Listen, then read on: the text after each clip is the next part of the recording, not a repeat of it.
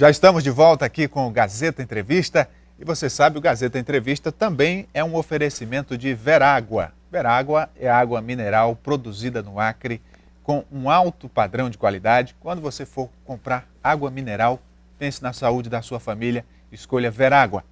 Nós estamos conversando com o prefeito de Rio Branco, Marcos Alexandre, e no bloco anterior a gente falou da enchente do Madeira, da enchente do Rio Acre.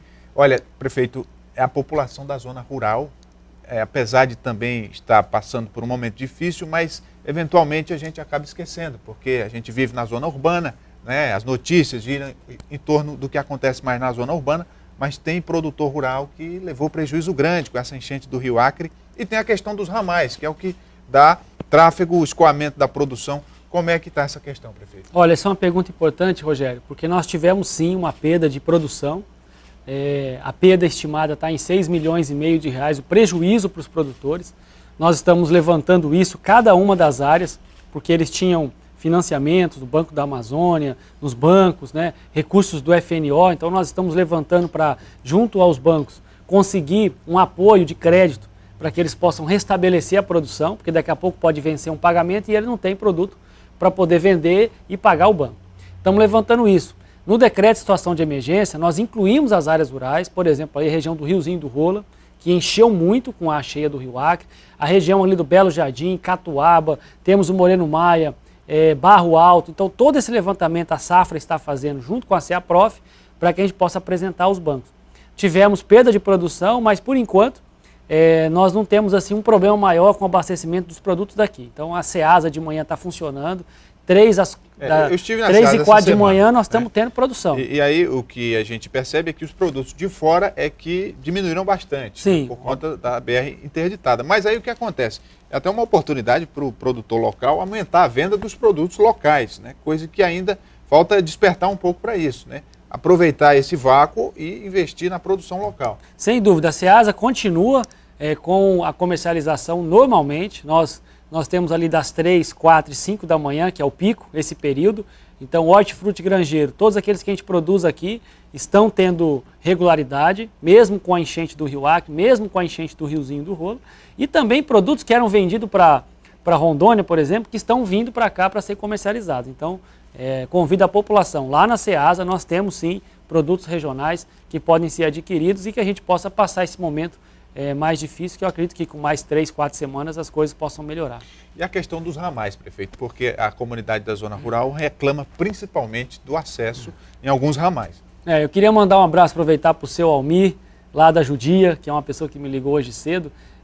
Nós temos desafios muito grandes. Ali na região vou dar um exemplo, a região da Amadeu Barbosa, tem o ramal São João, São José, ali próximo da escola Manuel Machado, e sofreu demais ali. Primeiro que o rio alagou, fechou a ponte, nós fizemos uma estrutura, mas o ramal São José, São João, que vai ali para o Belo Jardim, eles sofreram bastante. Mesma coisa no Panorama, que também tivemos problema de abastecimento da estrada, porque alagou e a ponte ficou submersa e os ramais do fundo estão.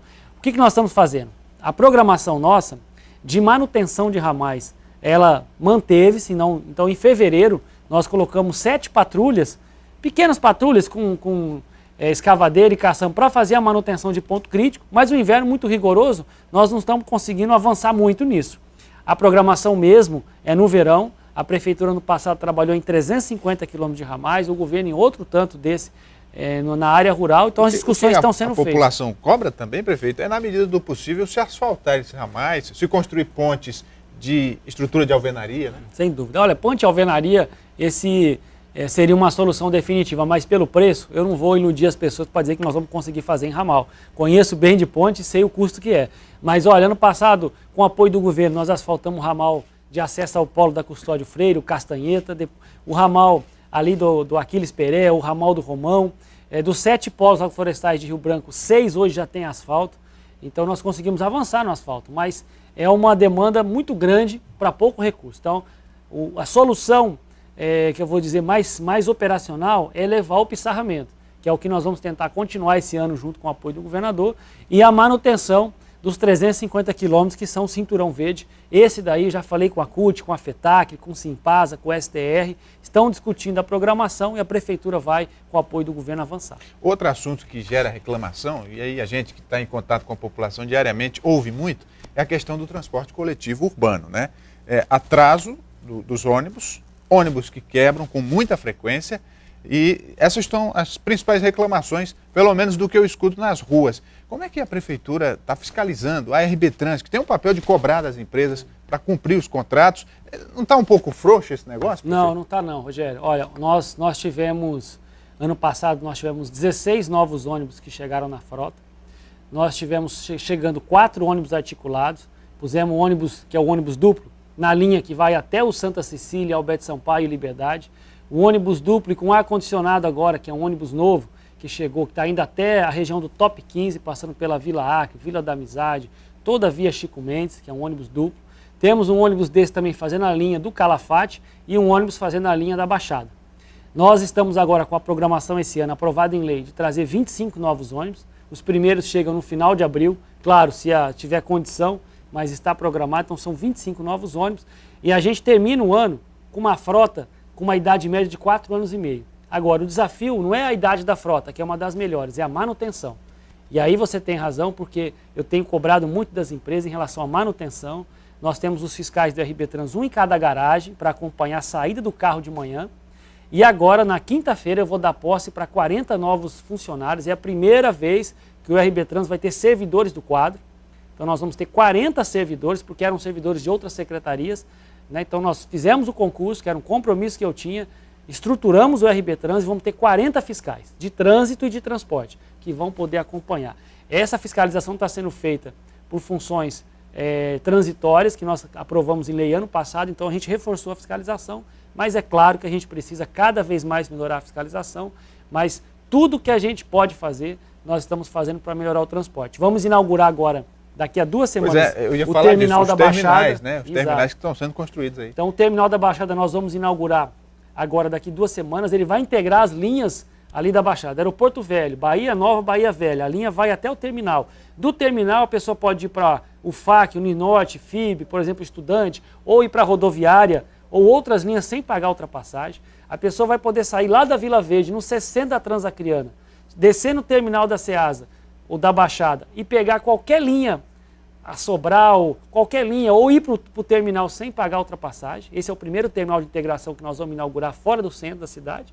E agora, em agosto, a gente quer concluir também o terminal da UFAC, que nós já começamos, que vai integrar todas aquelas linhas ali do Universitário, Tucumã, Ruilino, Joafra. Então nós estamos, esse ano a gente já conclui 2 terminais, começa o terceiro, que é o do Vanderlei Dantas. O plano é construir 5, para a gente ter as alternativas de ligação de um bairro a outro. Prefeito, com relação à questão política, né? O senhor tem aí 2 anos no mandato, né?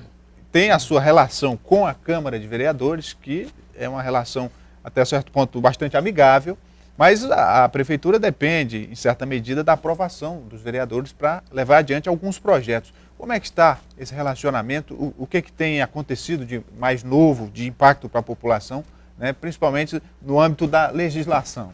Olha, a relação com a Câmara é de respeito, porque é um poder independente.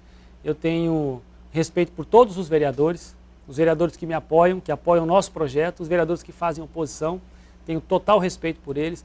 Na medida do possível, tenho procurado responder às indicações. Ano passado recebi mais de 1.200 indicações, só esse ano, nos 3 primeiros meses, mais de 600. Então isso mostra que o vereador trabalhando e o prefeito também, que eles estão fazendo as indicações, nós estamos fazendo as respostas, encaminhando na medida do possível. Nós temos na pauta leis importantes. Nós vamos ter um debate agora sobre a cidade limpa, que é para o controle da poluição visual, a questão dos outdoor na cidade, porque se a gente não controlar agora, Rogério, vai sair daqui a pouco. Rio Branco está vivendo o que grandes cidades viveram. Nós temos legislação tributária que eu vou encaminhar para ser discutida com a Câmara, que é um aperfeiçoamento ainda maior do Código Tributário. Nós acabamos de aprovar a nota fiscal eletrônica e agora temos que dar sequência à modernização do Código Tributário do município. Então, são leis que nós vamos estar encaminhando nesses próximos semanas para a Câmara, que eu tenho certeza que a gente vai poder ter um debate respeitoso, de ideias, que é o mais importante, e, claro, colocando o interesse público acima dos interesses individuais. Por falar em legislatura, em legislação, a gente falava agora há pouco do transporte coletivo, há também uma demanda por transporte alternativo, né? A gente sabe que tem aí muitos mototaxistas que trabalham de forma ilegal, tem também o transporte em veículos de passeio que é ilegal. Então, como é que a prefeitura vai fazer para absorver essa demanda e dar uma solução para esse problema? Rogério, nós só trabalhamos na legalidade. O gestor público hoje ele está vinculado ao que está na legislação. Então existe uma legislação hoje que estabelece a quantidade de táxi e mototáxi. Porque é uma necessidade da população pelo isso. serviço. Existe uma legislação que estabelece com uma quantidade bastante razoável. Então nós temos hoje uma quantidade de táxi e mototáxi que passam de 1.200, quando eu somo as duas categorias.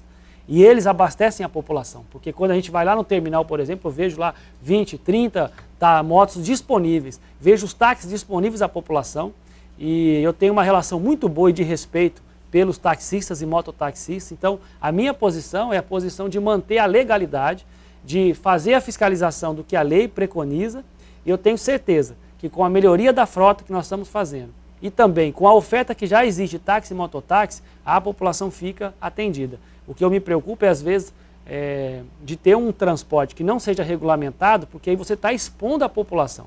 Um taxista passa por treinamento, ele passa pela fiscalização, ele licencia a moto dele, o mototaxista e o táxi licencia o carro, ele tem um procedimento, tem uma identificação, tem responsabilidade no trabalho, então é melhor que a gente trabalhe sempre dentro da legalidade.